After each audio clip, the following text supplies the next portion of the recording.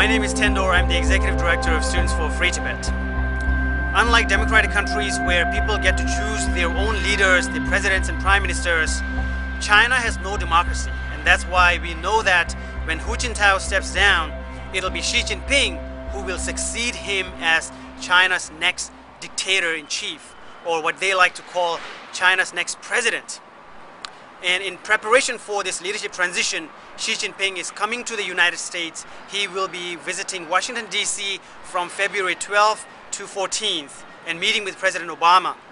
He will also visit Iowa on February 15th and then going to Los Angeles on February 16th and 17th. And this is an epic opportunity for all of us who care about human rights and freedom inside Tibet, all of us who are Tibetans, all of us who are friends and supporters of Tibet. We know Tibetans inside Tibet have been escalating their non-violent activism every single day, and now it is our turn to take their voices directly to the Chinese leadership and to amplify their message and demands of Tibetan freedom directly to Xi Jinping. We have to show him that the global public opinion is on the side of Tibetan freedom and make him not only hear that feel the power and the force of public pressure. So let's not miss this opportunity. Please join us in the streets in Washington, D.C. from February 12th to 14th.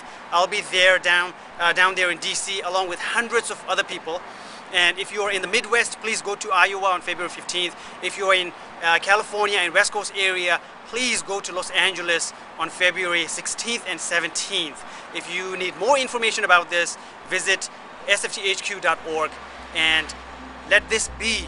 Together we can turn this into a massive opportunity to bring the Tibetan message of freedom and independence directly to Xi Jinping so that he leaves United States with the voices of Rangzhen ringing in his ears. Thank you.